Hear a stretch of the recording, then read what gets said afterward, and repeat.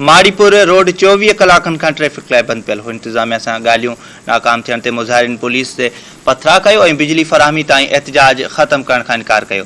पथरा खां पोइ पुलिस मुज़ाहिरीन ते लठबाज़ी ऐं शेलिंग कई वई। मुज़ाहिरीन खे छेड़विछड़ करण लाइ पुलिस हवाई फायरिंग बि कई। मुज़ाहिरीन जे पथरा में हिकु पुलिस एहलकार ज़ख़्मी थी पियो, जॾहिं त पुलिस 4 ॼणनि खे गिरफ़्तार करे वरितो। एएसपी आतिफ अमीन मूजिब ॻाल्हियुनि में मामला तय थी विया हुआ, पोइ बि मुज़ाहिरीन में धड़ा भड़जी विया हुआ। ट्रैफिक में फाथल माण्हुनि खां बि फुलट कई वई। ख़राब सूरत ते कयो वियो। एहतजाज पुल MTA Khan road ICA bridge ते ट्रैफिक जाम थी वई, जॾहिं त ICA ब्रिज खां लियारी एक्सप्रेस वे माड़ीपुर ऐं साइट एरिया वेंदड़ ट्रैफिक बि मुअतल थी रही। जंहिंखां पोइ DC ॾखण मुज़ाहिरीन सां ॻाल्हियूं कयूं, जेके कामयाब थी वयूं, जंहिं बाद शहरियनि एहतजाजी धरणो ख़त्म करे छॾियो।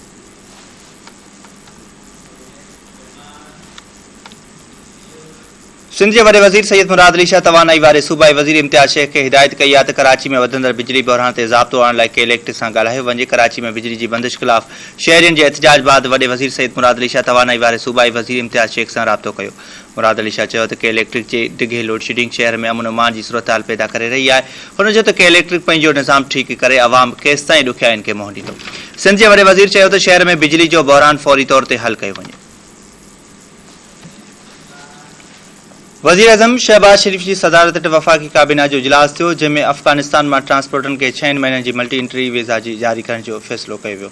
वज़ीर अज़म की सदारत हेठि वफ़ाक़ी काबीना जे इजलास में 7 नकाती एजेंडा की मंजूरी पिणु ॾिनी वई। काबीना नेशनल वेस्ट मैनेजमेंट पॉलिसी 2022 की मंजूरी ॾिनी वई। इजलास में मुख़्तलिफ़ मुल्कनि जी वीज़ा पॉलिसी में तब्दीली के एजेंडा की भी मंजूरी ॾिनी वई। इजलास में 22 जून ते इक़्तिसादी राब्ता कमेटी के फ़ैसिलनि, 23 जून ते काबीना की कानून साज़ी कमेटी के फ़ैसिलनि ऐं हज पॉलिसी 2022 के नए मसवदे की भी तौसीक़ कई वई, जंहिंमें बिजली की तवानाई जा मयार मुक़रर करण की भी मंजूरी ॾिनी वई। काबीना अफ़गानिस्तान में ट्रांसपोर्टन के 6 महीननि की मल्टी एंट्री वीज़ा जारी करण जो फ़ैसिलो कयो। उन फ़ैसिले सां विच एशिया ऐं अफ़गानिस्तान में वापार के हथी मिलंदी।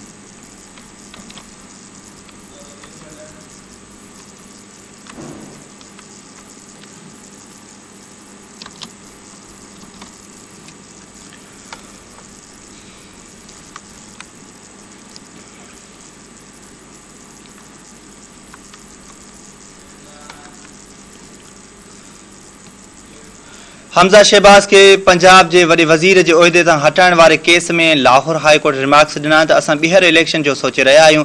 तहरीक इंसाफ़ के वकील अदालत का हमज़ा शहबाज के हटाए वडे वज़ीर की इलेक्शन लाइ 10 ॾींहनि जो वक़्तु ॾियण जी इस्तदा कई, जॾहिं त एडवोकेट जनरल पंजाब हमज़ा शहबाज सां मुशावरत लाइ 1 ॾींहं जी मोहलत घुरी वरिती ऐं चयो त इलेक्शन ते को इख़्तिलाफ़ न आहे। जस्टिस शाहिद जमील रिमार्क्स ॾिना त जेकॾहिं 16 तारीख़ ते रिवर्स करे ॿीहर इलेक्शन थिए त नवां ईंदड़ 5 मेंबर वोट नथा ॾेई सघनि। हमज़ा शहबाज की वॾ वज़ारत लाइ इलेक्शन ऐं हलफ ख़िलाफ़ दरख़्वास्तनि ते लाहौर हाई कोर्ट की 5 रुकनी बेंच जी रूबरू ॿुधणी थी। एडवोकेट जनरल पंजाब अदालत के दरख़्वास्त कई त असांखे 1 ॾींहं जो वक़्तु ॾियो जीअं वॾे वज़ीर खे सूरत हाल ॿुधाए सघूं। तहरीक इंसाफ़ के वकील अली ज़फ़र चयो त बाक़ी मेंबरनि जा 25 वोट शामिल न हुजनि त ही वॾो वज़ीर न रहंदो। हमज़ा शहबाज के अॻु उहिदे तां हटायो वञे ऐं पोइ इलेक्शन कराई वञे। इलेक्शन लाइ घटि में घटि 10 ॾींहं जो वक़्तु ॾिनो वञे। कुझु सूरत हाल हाणे रिवर्स नथी थी सघे। 25 मेंबर वोटनि मां 5 वोटनि ते लाहौर हाई कोर्ट जो हुकुम थी वियो आहे। नई इलेक्शन में ही 5 वोट शामिल हुजनि घुरिजनि। उन ते जस्टिस तारिक सलीम शेख चयो त जॾहिं इलेक्शन थी हुई त उन वक़्तु मख़सूस 5 मेंबर त न हुआ। जेकॾहिं गुज़िरियल तारीख़ खां ॿीहर इलेक्शन थिए थी त उन में नवां वोट कीअं शामिल थींदा। जेकॾहिं पुराणी सूरत हाल वापसि थिए त उन वक़्तु वॾो वज़ीर ओस्मान बुज़दार हो। जस्टिस सदाकत अली खान चयो त सुप्रीम कोर्ट बाक़ी मेंबरनि जे वोट खे न ॻणण जो चयो आहे, हुननि कंहिंखे डिनोटिफाई करण जो नाहे चयो। बेंच के मेंबर जस्टिस शाहिद जमील चयो त वडे वज़ीर की नोटिफिकेशन ठीक हो या न, वो डिवीज़न लाइ कम आहे। नवां ईंदड़ 5 मेंबर 16 अप्रैल की तारीख़ ते वोट नथा ॾेई सघनि। तहरीक इंसाफ़ के वकील अली ज़फ़र चयो त अदालत उन केस में एतिरी तकड़ न करे नवां माण्हू वोट करे सघंदा, छो त इलेक्शन त 16 अप्रैल ते नाहे थी रही। उन ते अदालत चयो त जेकॾहिं 16 तारीख़ ते रिवर्स करे ॿीहर इलेक्शन थिए थी त हिकु धुर अक्सरियत हासिल करे थी, ॿी धुर अदम एतमाद करे सघे थी।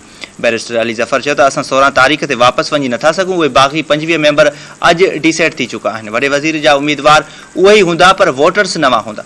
जस्टिस तारिक सलीम पुछाणो कयो त छा उहो तज़ाद न हूंदो त वोटर्स नवां हूंदा ऐं उम्मीदवार पुराणा हुजनि, जंहिंजो जवाबु ॾींदे अली ज़फ़र चयो त उन समूरे वक़्त में जेके कुझु थियो उन जो छा करियूं। अदलिया चयो त उन खे असां लीगल करे सघूं था, उहो अदालत ते छॾे ॾियो। जंहिं ते अली ज़फ़र जो चवणो हो त उन ते अवां खे वक़्तु ॾियणो ई पवंदो।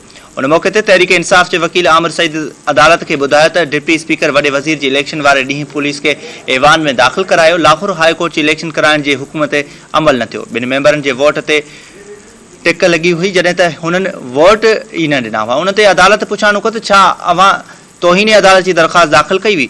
जवाब में आमिर सईद चयो त न कई हुई, हाणे वक़्तु बि गुज़री चुको आहे। अदालत रिमार्क्स ॾिना त हाणे त असां ॿीहर इलेक्शन ते वञण जो सोचे रहिया आहियूं, जंहिं ते एडवोकेट जनरल पंजाब चयो त इलेक्शन ते को इख़्तिलाफ़ न आहे, तंहिं बाद दरख़्वास्तनि ते ॿुधणी सुभाणे 10 वॻे ताईं मुलतवी कई वञे।